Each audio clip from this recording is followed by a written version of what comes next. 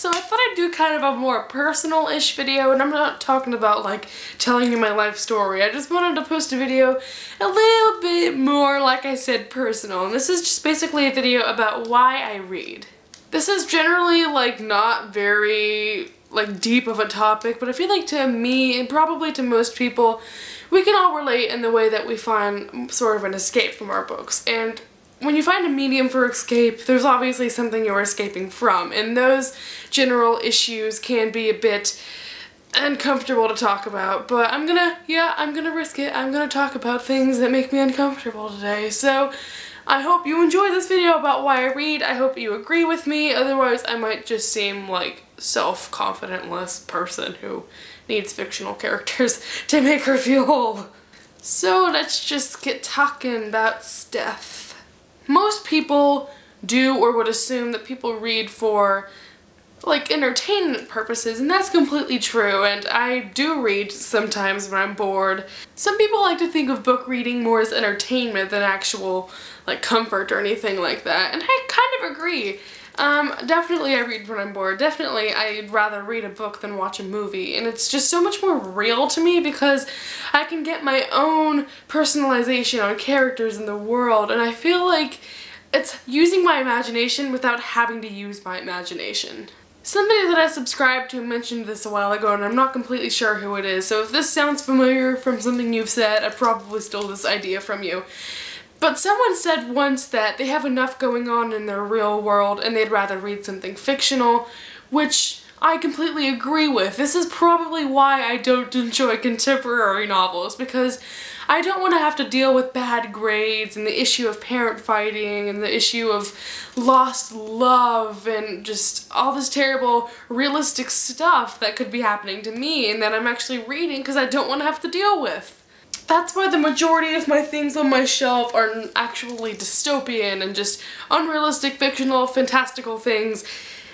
And that's basically where the whole escape comes in, and that's the favorite part. Not only do I read because I think it's fun, I read because it comforts me, I'm gonna be honest.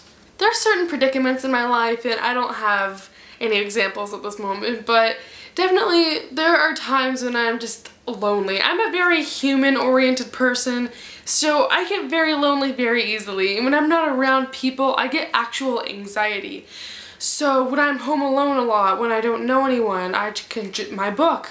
There's characters that I love, there's characters that, oh my gosh, I just get so much comfort from having these books in my room because I'm in my room a ton, and this is where I mainly am after school. My parents are always not in my room ever unless they're like telling me to clean it or something, but yeah, I need to stop playing with my bracelets making a noise. There are times and there are situations in which my friends can't comfort me. Like, for example, my dog died in March of 2012, and she was a really good dog. I had her since I was like 5. Sorry, I don't want to cry during this video. Yeah, she ended up passing away of a leukemia-type disease, and it was really sudden. She died over a weekend, and I was heartbroken.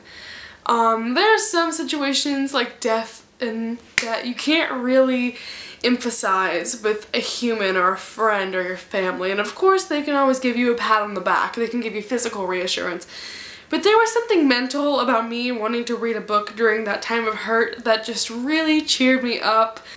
This is a really corny part. I'm probably, any of my friends that watch this are gonna be like, Whitney, you're so weird. You may be able to tell, or you might not, I don't know, you don't know anything about my personal life really. I have a good amount of friends. I'm not one of those friendless people who's like, oh, woe is me. But in the male region, yeah, haven't had a boyfriend, haven't kissed anyone, tumbleweed goes by as I talk about this. As embarrassing as that is, it's a little bit creepy for me to, okay, now I'm like thinking about what I'm about to say, and it does sound really creepy. The majority of books that I read do have some sort of a love interest, and I feel like it's kind of making up for my tumbleweed love life. Obviously I would be kind of a freak and weird if I just had a fictional boyfriend.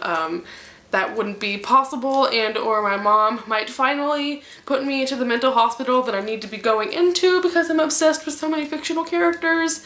I'm just trying to say basically that fictional guys are kind of like being real guys for me, because I'm not like, this is so weird, I'm just gonna stop. I hope you're understanding where I'm getting at. Now, anyone with a boyfriend or a husband out there, I'm assuming there's a different type of love between you and a companion than someone like your friend. And I don't have that type of love in my life, and I'm hoping this is a substitute for that, because most 16-year-olds probably have some sort of boyfriend or love interest, and I don't. So yeah, okay, substitute, yeah, we got it, right? Cool, moving on. When I'm sad and I read a book about a girl who's sad, and I see the people around her in the book are like, you're flawless. You can do anything. You're beautiful. Don't doubt yourself. I kind of take it to heart, because if it's in first person, it's gonna be even better, because it's like, I'm sad. I want to hurt myself. I feel like I'm a failure. I'm blah blah blah blah blah. I don't know, I'm not suicidal or anything. That made it sound really bad, but then just getting in that mindset, I don't know what I'm talking about this video. I'm getting very incoherent because I'm getting upset that I can't put my point across, and I guess this is why I don't really talk about why I read, because it's something that I think only other book people could understand. And I know if you're watching this video, you're watching me struggle for my words, but you probably, I'm hoping that you kind of understand where I'm getting at, because it's such a spiritual thing that goes around BookTube. We all get these feels from characters in books, and it's just something that's part of reading, and I think that helps me cope with life.